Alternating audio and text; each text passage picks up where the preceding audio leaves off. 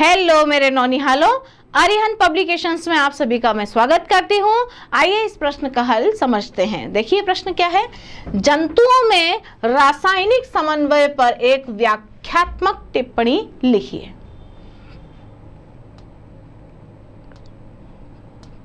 देखते हैं इसका आंसर। तंत्रिका तंत्र के अतिरिक्त एक और तंत्र जंतुओं में विशिष्ट रासायनिक पदार्थों द्वारा शरीर की विभिन्न जैविक क्रियाओं और अंग तंत्रों का नियमन व समन्वयन करता है, जो अंतःस्रावी तंत्र या एंडोक्राइन सिस्टम कहलाता है तथा इस तंत्र की कार्यप्रणाली में प्रयुक्त विभिन्न विशिष्ट रासायनिक पदार्थों को रासायनिक संदेशवाहक या हार्मोन कहते हैं, जो विशिष्ट अंतःस्रावी ग्रंथियों से स्रावित होते हैं। मानव की अंतःस्रावी ग्रंथियां मानव शरीर में पाई जाने वाली मुख्य अंतःस्रावी ग्रंथियां जो नलिका विहीन ग्रंथियां होती हैं तथा उनकी स्थिति नीचे दिए गए चित्र द्वारा समझ सकते हैं। ये चित्र है बच्चे, इसमें यहाँ ऊपर की तरफ आपको दिख रहा है हाइपोथैलेमस, उसके बाद यहाँ पर पीनियल काय दिखाई दे रही है जहाँ पर पीयूष ग्रंथि भी आपको दिखाई दे रही होगी।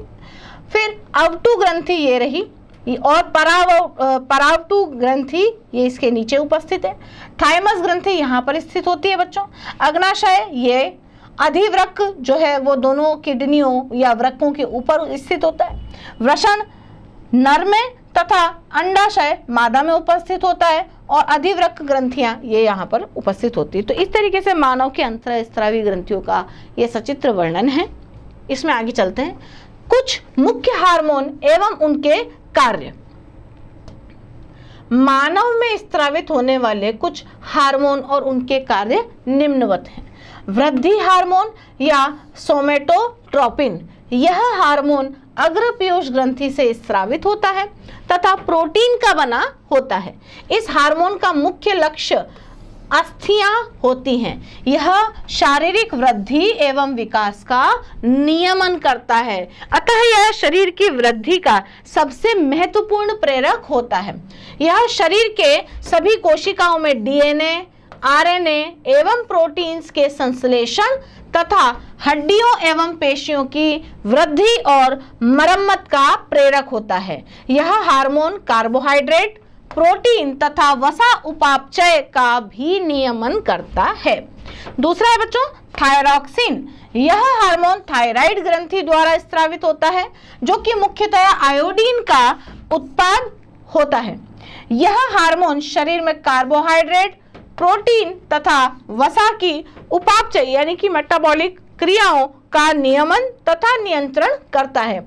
इसके प्रमुख कार्य आधारित उपापचय दर यानी कि BMR को नियंत्रित करना होता है तथा प्रोटीन संश्लेषण यानी कि प्रोटीन सिंथेसिस भी करवाता है। ये ग्लूकोज के उपयोग एवं हृदय स्पंदन दर को बढ़ाता है।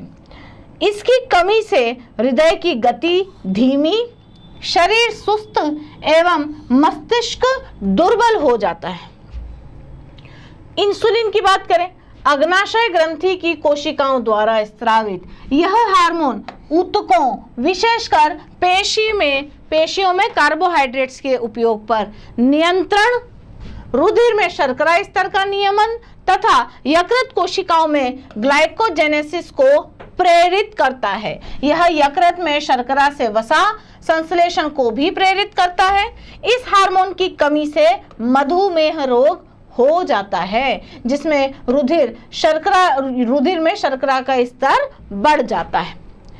एड्रिनल यह अधिवृक्क ग्रंथि के मध्यांश भाग से स्रावित होता है तथा ग्लाइकोजिनोलाइसिस व वसा के विघटन को प्रेरित करता है। रुधिर दाब में वृद्धि करना, श्वसन दर तथा आधारीय उपापचय दर को बढ़ाना, श्वसन को सुगम बनाना, त्वचा में रोंगटे खड़े करना, रुधिर में पोषक तत्वों की मात्रा बढ़ाना, पसीना बढ़ाना आदि इसके मुख्य कार्य होते हैं। यह संकट की स्थिति में शरीर को उग्र प्रतिक्रिया के लिए तैयार करता है, अतः इसे संकटकालीन या आपातकालीन हार्मोन या F3 इमरजेंसी हार्मोन या F3 का मतलब फ्लाइट एंड फाइट, इसे F3 हार्मोन इसीलिए कहते हैं क्योंकि फ्लाइट और फाइट तीनों करने के लिए ये रेस्पॉन्सिबल होता है।